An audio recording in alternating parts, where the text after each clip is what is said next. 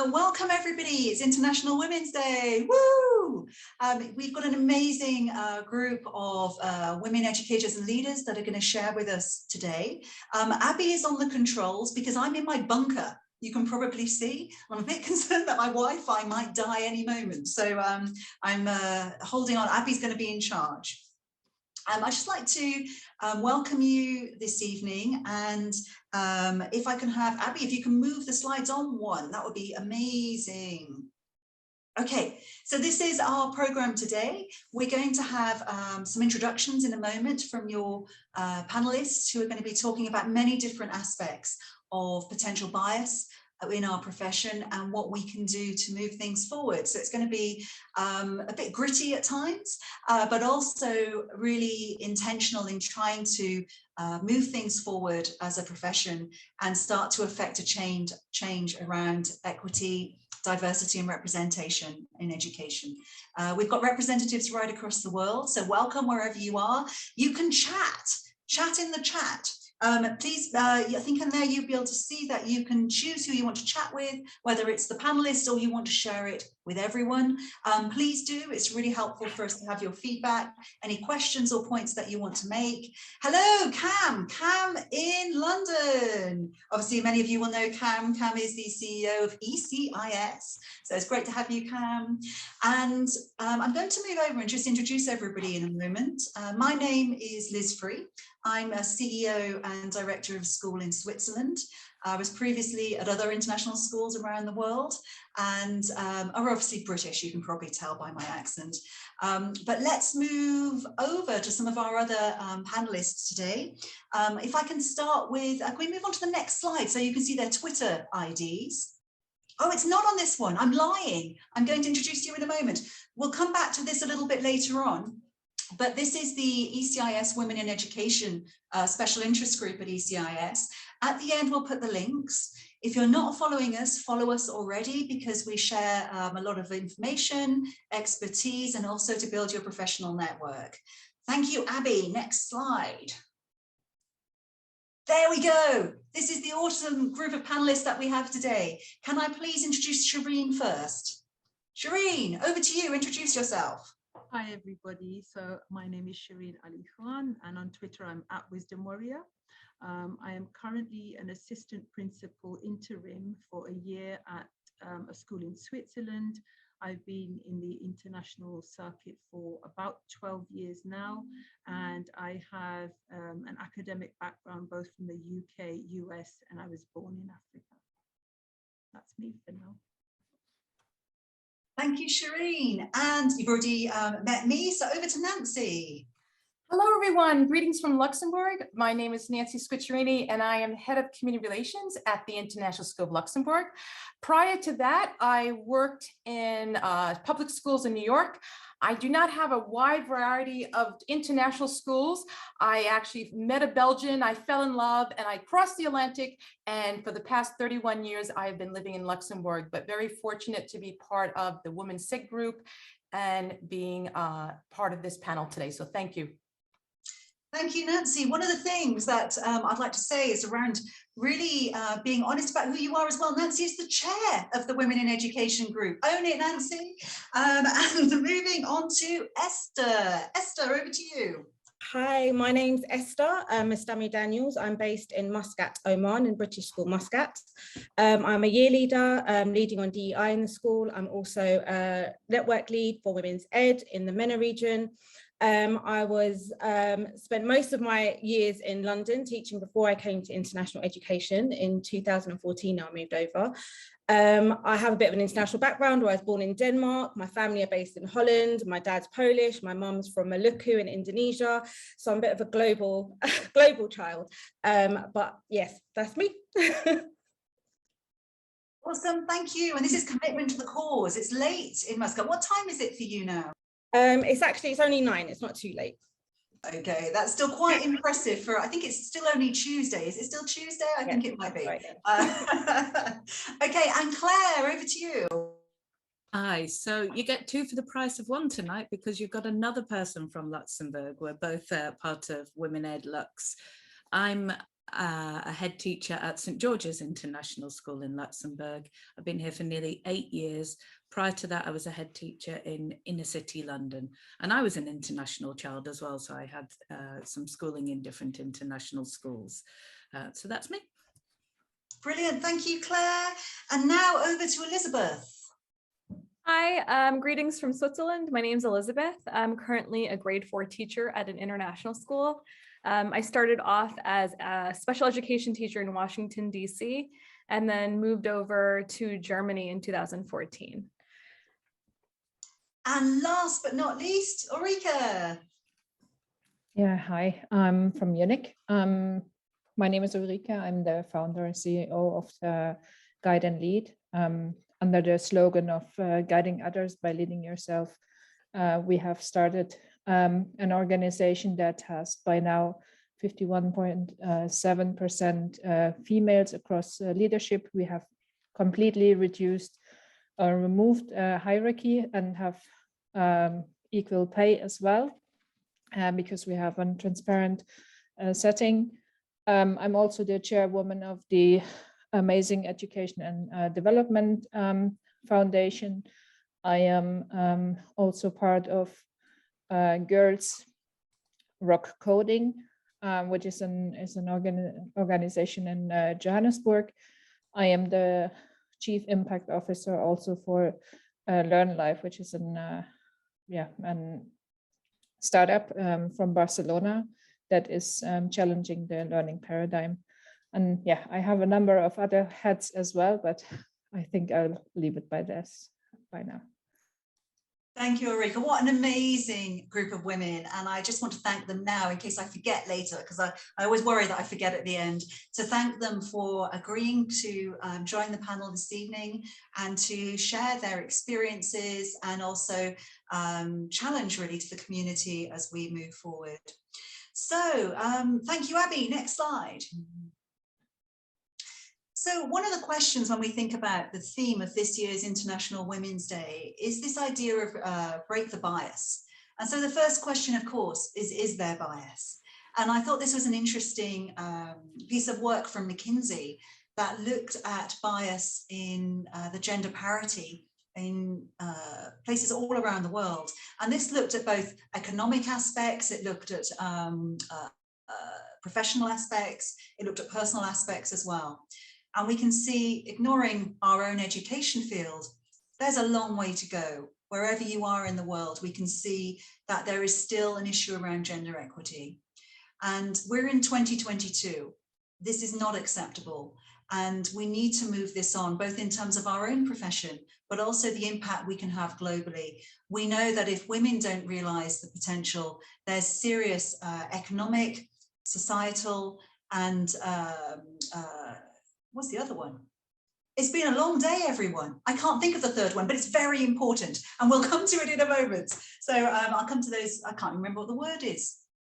Nancy, you might need to help me in a moment. Nancy is kind of my wing girl. If I ever get stuck on a word, she comes in. But I'm going to move it on. If we can move on to the next slide, Abby, because I think I actually wrote it down. I think I quote myself. Yes, I do. There we are. So in here somewhere, it will explain the gender disparity and the impact that that can have on the communities that we serve. It was interesting, in 2018, I was writing a chapter for this book around the international education sector. So this is 10% Braver, Inspiring Women to Lead Education. Interestingly, in 2020, another book was published called Being 10% Braver, because they wanted more examples of actually how does that look in practice. And what we'll be talking about today is what we can do in our own communities and for ourselves. But it's not just about what we do, it's what other people do as well. So we'll be looking at that as well. In 2018, CIS identified a gender pay gap of 23%. That was for international school leaders, where they took like for like for years of experience, years of teachers, years of experience in administration. And in our own sector, we can see a huge gap. That's worse than most domestic sectors. And if we move on, Abby, if you can move on again, please. I've got the latest data, which is specifically for the international school sector. Again, this is CIS, and I spoke with Jane Larson, and she was very happy for us to share this data with you. And I'm just going to leave this up for a second because it takes a moment to digest it. And I would ask that in the chat, you can start to share some of your thoughts as we kind of peruse this data and the possible implications of this. When I started really looking into this, I joined the Women Ed movement back in 2016 and have worked in Women Ed Netherlands and then across Europe, and then joining the Women in Education group at ECIS. And as we've gone further through trying to really get to grips with the data in the international sector, which has been really lacking, is that we can now see that this is a gender issue, this is a race issue, it's an ethnicity issue, and we'll be talking a little bit more about issues around intersectionality as well. This is huge. And for a sector that espouses international education and being global citizens and being globally minded, we are not acting in the way that perhaps we might want to within the sector. And I'll talk more about that in a moment. Abby, next slide. Thank you. And I put this up as well around the number of heads in the independent sector. Again, it's difficult to get this data, but this was based on the reporting information from CIS. So obviously it's dependent on those that choose to report as heads. If you're a school that's in the CIS network, you can contribute this data. So heads and principals are approached for it and they submit the data.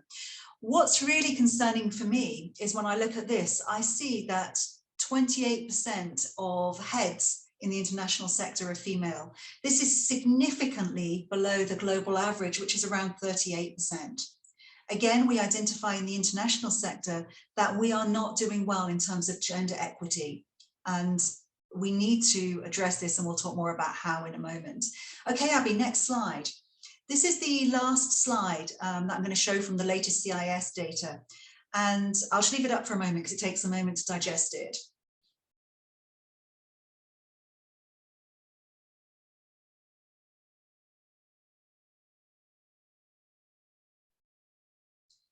And I'm not actually going to say anything about it. I'm just going to leave it floating there because I'm sure we're going to hit some of these issues in a moment.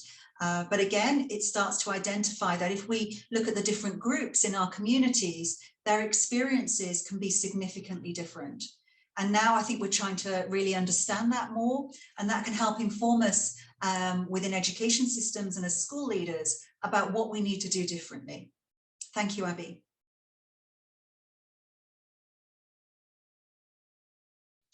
Next slide, Abby, whenever you can, that would be awesome. I've put this in. This is extremely controversial. Some of you may have seen this in the last week. It was published by Bloomberg. It was an expose into what they refer to as elite international schools.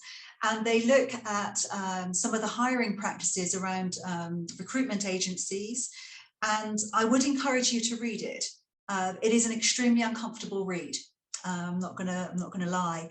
But when we're looking at bias, we need to understand the actual environment that we're in and some of the practices that are undertaken on behalf of us and on behalf of our community. One of the practices that I find really shocking and wholly unacceptable, there are several that are researched, but one of them is a recruitment agency that has a drop-down box for the applicants where they categorize the applicant by color. So you get a rating depending on what color you are. And it's really quite horrific. And as a school leader in the international sector, it really makes me think about who we partner with, who we work with, what are the practices around the partnerships that we have. I mean, interestingly, we don't use recruitment agencies in my school, but it does start to raise some questions. And thinking about things like photographs, you know, do we require photographs in applications? Gender, nationality, do we ask for that? I know in my own school, we took off nationality, but then we got into an issue with visas, so we asked for passports. You know, even that I think is questionable. Previous salaries, we know we've already looked at the gender pay gap. In my school, we've taken off the previous salary on the application form. We never ask for it, we don't want to know it. We try to have an approach where we allocate people onto the pay scale purely based on the experience they have, and we don't go into negotiation on where the starting point on that is, which we know from tracking the data that at the transition points that women move, so whether that's moving from one job to another, taking maternity leave, coming back, moving into leadership, that those transition points, our male colleagues are more likely to negotiate the points that they come in at. And it can be very small. It can be a couple of hundred francs here in Switzerland, or euros or pounds or dollars. But cumulatively over the lifetime of a career, it then ends up with the data we saw at the beginning when we were looking at $20,000, $30,000, $40,000 difference in principal salaries. I would encourage you to read this. Like I said, have a look and see what you think. Thank you, Abby. And so at this point in the session, what I've asked the panelists to do is to really bring up one issue that they wanted to kind of shine a light on around bias. And they're going to talk individually. Then we will, keep an eye on time, have a few moments discussion. Then we'll go into breakout rooms where you can discuss yourselves, your own experiences of bias, and also what actions maybe have occurred or could occur that could really improve the situation. At the end of today, Nancy's going to step in and she's going to do, what's it called, Nancy? Your amazing thing. Nothing, just a chat cascade. To a get chat cascade. A chat cascade is how we're going to end. Yes. We will explain all later. We're going to ask you to really think about one thing that you're going to actually do, you're going to commit to do to try and improve the situation. So we'll move on with that. I'm going to ask Shireen to start us off from the panel this afternoon. Thank you, Shireen. Thank you, Liz. I wanted to talk very briefly about this idea of representation in, for example, leadership of international schools. I think it's a really important critical discussion that is happening now, and I think it's coming off the back of some introspection that was planted as a seed after the murder of George Floyd. So as a woman of color, as a woman of color that is a practicing Muslim, I think the discussions have opened up in a way that they've never been opened up before. Because if we look at international school leadership, in our school, certainly we do have a good balance between male and female. However, until quite recently, we didn't have any leaders of color. We do have, in the next couple of years, leaders of color coming that are also female. And I think representation should be looked at as representation of the global peoples that we represent, as opposed to representation. There's a discussion about representing the student body, for example. Well, if your student body are all from the same place with the same backgrounds, then should we have teachers only from those backgrounds? Isn't it more of a advantage and more beneficial for those students to see a woman like me who observes the hijab who's teaching them? So I think the idea for me is when we talk about representation, we need to have a representation of what our peoples in the world are, as opposed to the representation of the student body. There's a lot of things that are complicated about that, to do with visas, to do with, we can only hire people who have this mother tongue, who are native speakers. It's complex and complicated, but it's not insurmountable. And it's something that we need to have for the well-being, I would say the well-being of our children. Because if they're in an insular little bubble, when they go out into the real world, how will they handle themselves?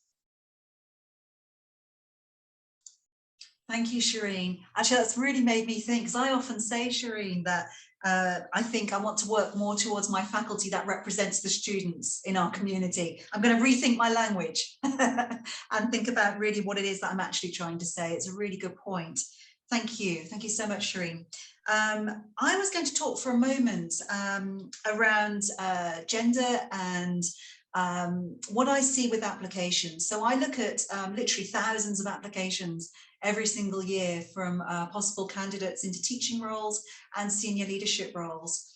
And what I've noticed over time is that the quality of the applicants, the actual written applicants that I receive, is that generally, not exclusively, of course, I see that the applications that I get from male colleagues consistently of a higher quality than that of my female colleagues.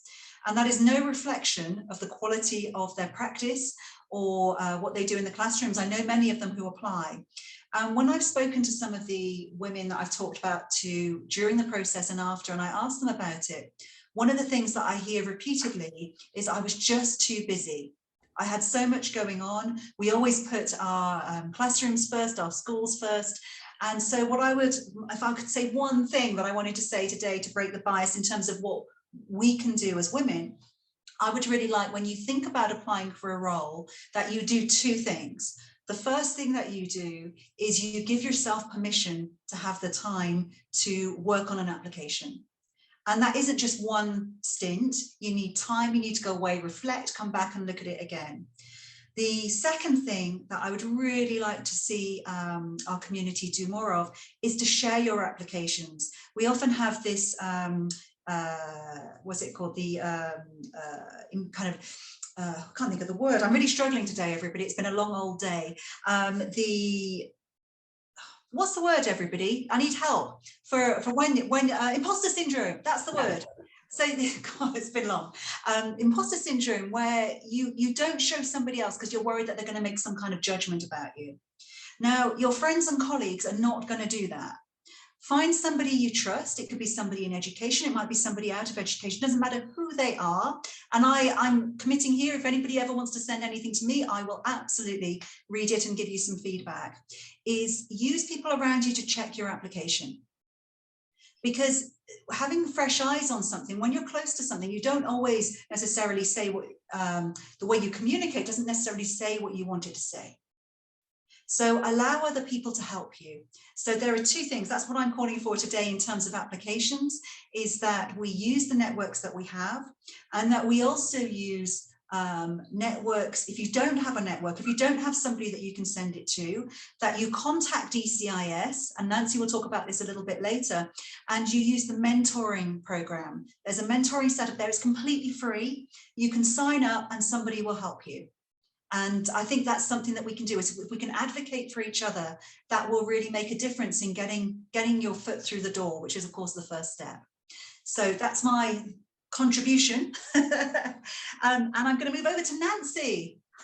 Liz, I felt like we set this up perfectly, because when looking at something, what resonated, whether deliberate or unconscious, bias makes it difficult for women to move ahead. So knowing it isn't enough. It's really that we have to take this action. So the action that I'm calling upon is the idea of sponsorship, allyship, or mentorship, because those three is what creates that nurturing environment that's authentic.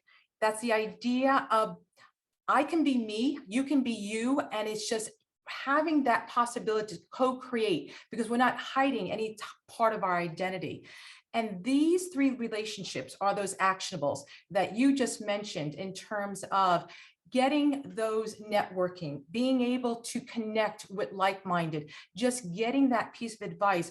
This is what we need in terms of that strong, inclusive culture that we want to really drive professional development and growth. I was reading this, I actually have it here, the McKinsey podcast, The State of Burnout for Women in the Workplace.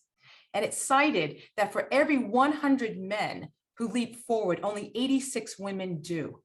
Now, you might think that's not a big difference, but think about in terms of progression and how that continues on. So therefore, we need to have those role models. We need to have that sponsorship, that allyship, to allow these women, what you just said, to connect, to really promote themselves in terms of looking at themselves, not just professionally, personally. So my actionable is mentorship, allyship, and sponsorship. Thank you, Liz. Thank you, Nancy. That was brilliant as always. Moving on to Esther. Thank you.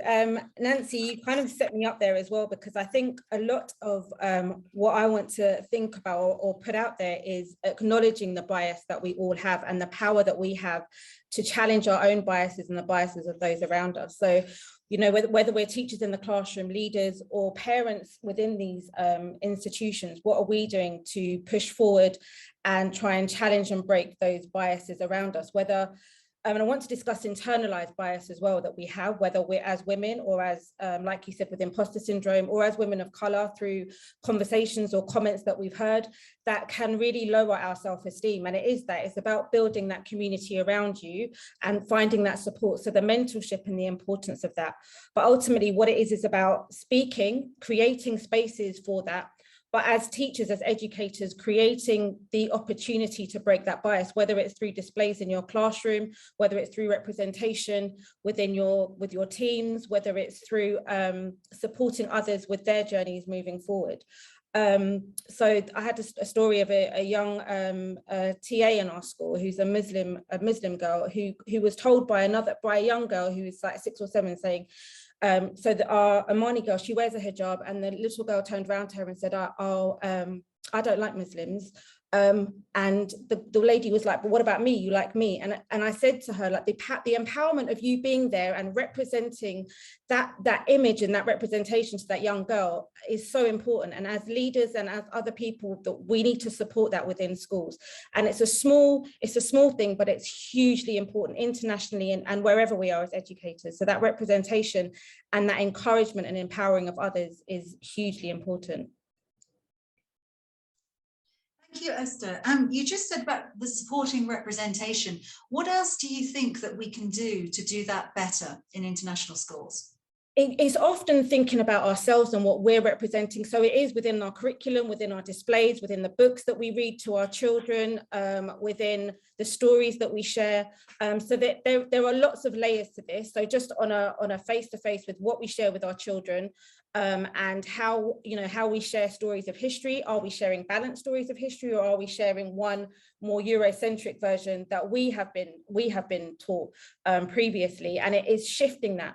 And it's how we can do that. And it's not removing one history for another. It's just representing it with a balanced point of view to challenge those and why we think that way. Because often we internalize it and don't even realize that we're internalizing it, and presenting things that we have been taught or from the institutions that we've been taught by. So it's how can we challenge that within ourselves to make sure that the students and the people that we impact, we break the bias, basically. We break that and we try and move forward. We disrupt that. Thank you so much, Esther. And it's almost seamlessly that we move over to Claire, who is exactly going to talk about that. Go, Claire. Yes, we seem to be merging very well. So there are so many different areas that we could talk about, but I thought that to break the bias, it really does start with the children and the viewpoint that they get. And as a school leader, I think one of the things I have the opportunity to do is to actually guide the curriculum, to help recreate our school curriculum and to make sure that every single child feels that they belong and that they're included. And I thought actually Shireen made a really good point that we want to make sure that we include all of the groups who are present, but also the groups who are not present, because our schools may be a monoculture. So, and also the groups that we don't know are present, because we often make assumptions just on looking at somebody's face or their picture and don't understand all the other complexities that might make up their background. So it's making sure that we are truly inclusive. And as at the moment, DEI, DIJ is becoming really important, a lot of people are attempting to make their curriculum diverse or inclusive, but it's a tick box exercise, or it doesn't always challenge the stereotypes that are out there. So the bias is almost perpetrated by constantly putting in these perhaps negative or pejorative images of some groups of people. So when you are, sorry, I'm on a flight path. So when you are creating your curriculum, it's really important that it is a positive representation. My daughter, who's dual heritage, has told me she's fed up that every time the teachers who try very hard to be inclusive include people like her, it's talking about racism, or it's talking about adversity, or it's talking perhaps about poverty. So every time she sees herself represented in the curriculum, it's in a negative way. And she would say, why can't we just have a Black or a mixed race child who is normal, just doing something normal? And I think that's the challenge for us, to actually make sure our curriculums are inclusive, richly diverse and inclusive, but in a positive way. So we're not just showing the challenges that certain groups face, but that we're just showing them in normal everyday life the way other groups are seen. So as we said, through book, there are amazing books out there now that we didn't have 10 years ago. So we can really include those through avoiding that single story in our history. And as everyone else has said, through educating ourselves, so that we're not presenting the one-sided history or any part of education that perhaps we got at school, that we're including lots of aspects and stories. Okay, I shall move on. Thank you so much, Claire. Awesome. And Claire's just going in for an accreditation visit, I think, Claire. Is it today or tomorrow? Or ISI, it was our pre-visit today and yesterday. Love it, commitment to the cause. Thank you, Claire. And we're talking about safe spaces. You're about to move over to Elizabeth, and we go back to sort of Maslow's hierarchy of needs, back to many of us, our teacher training days, which for me was quite a long time ago now. And thinking about, children can't learn, nobody can learn if they're not safe. And so how do we, if we do all these other things, we've still got to make sure that we create a safe environment. And so Elizabeth, over to you. Yeah, so just to speak to a little bit of what Claire had shared about having an inclusive curriculum, what does that look like in the classroom? So I really wanted to share a story of a situation where actually I was called out on my own unconscious bias in the classroom, and it happened last school year. So my students and I were watching a video tutorial on how to make an origami crane. And I kept referring to the person showing the different steps as she and her. And suddenly a student had raised his hand and asked, well, Ms. Palathra, how do you know this person is a she? You keep saying she does this, she does that. And I paused because I had to kind of check myself in that moment, but the pause was long enough for him to kind of just follow up and say, we can't hear the person's voice, there's no sound, so we can't hear their voice, right? And we only see their hands. So how do you know the person's pronoun isn't he? Like, boys can make origami cranes too, right? And, for me, it was such a subtle comment, but it was also the moment that I recognized the importance of that conversation. As the adult in that situation, I was the one holding that power, if we think about the intersections of our identity.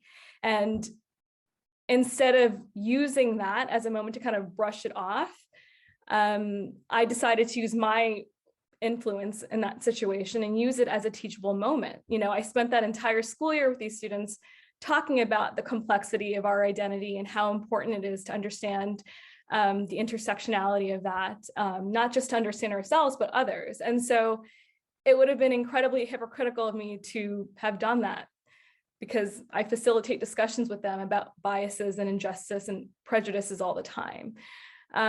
So it was important for me to kind of model that discomfort and to recognize my own bias in that moment, and to share with them that process does not have to be a threatening one, that bias is something that none of us are free from, and that it's important to bring our awareness to our own biases, but then doing that work to unlearn that. And so that's what we did.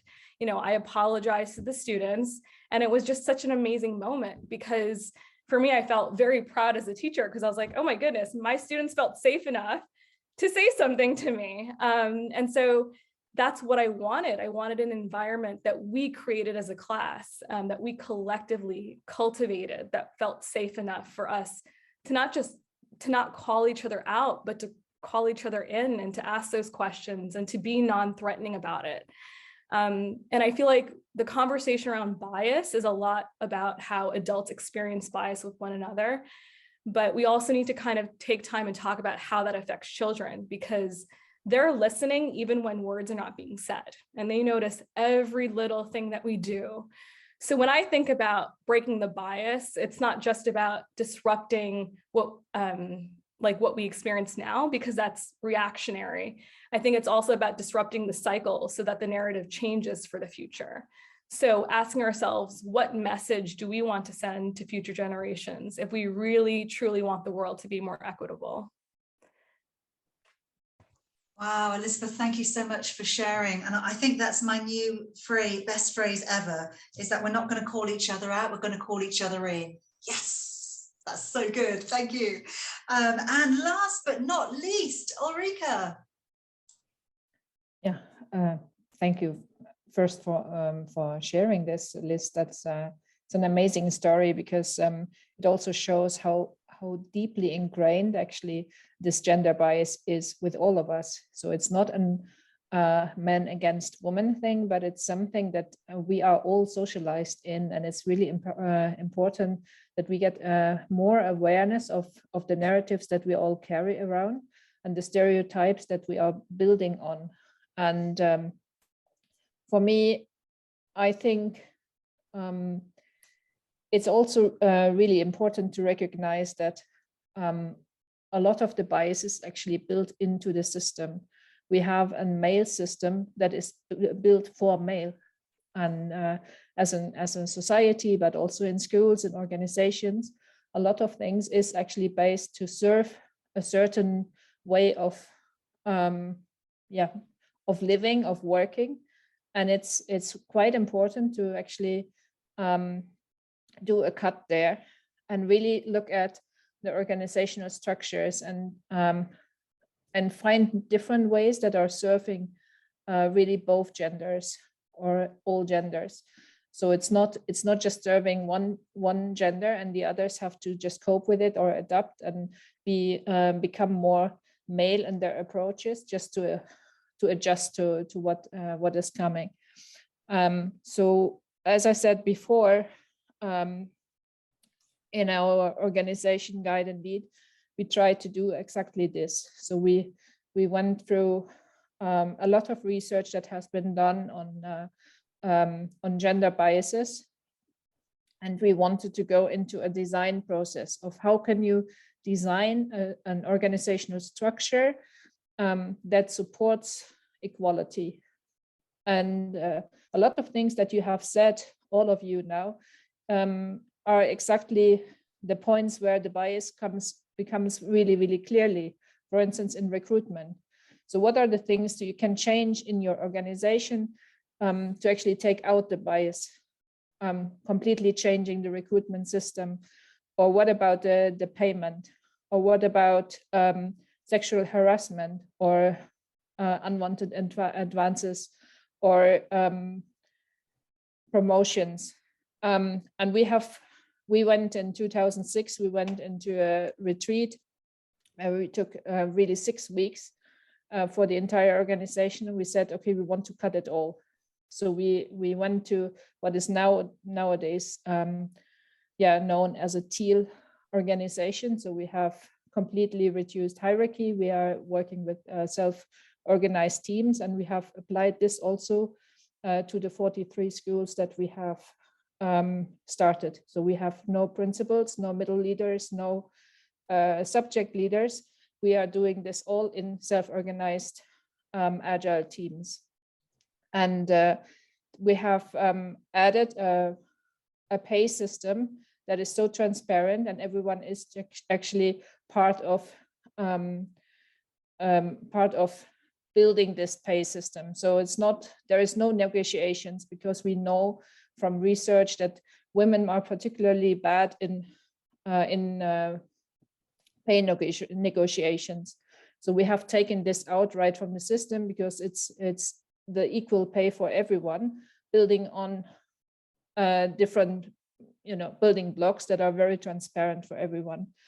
And I think it's really important that if we really want to drive change in that we are really questioning the systems that are supporting the gender gap and the inequality, not only for men and women, but also for diversity, and also in terms of inclusion.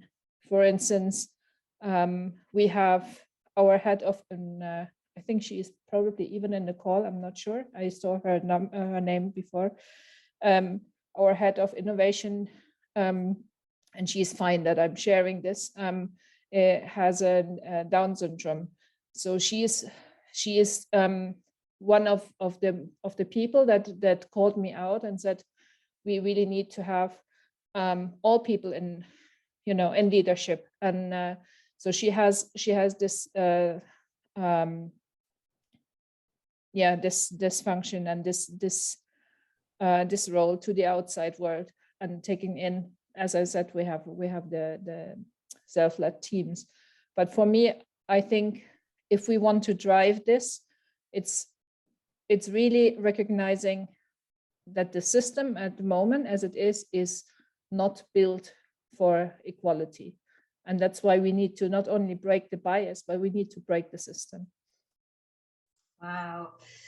Thank you so much, Ulrika. Yes, break the system.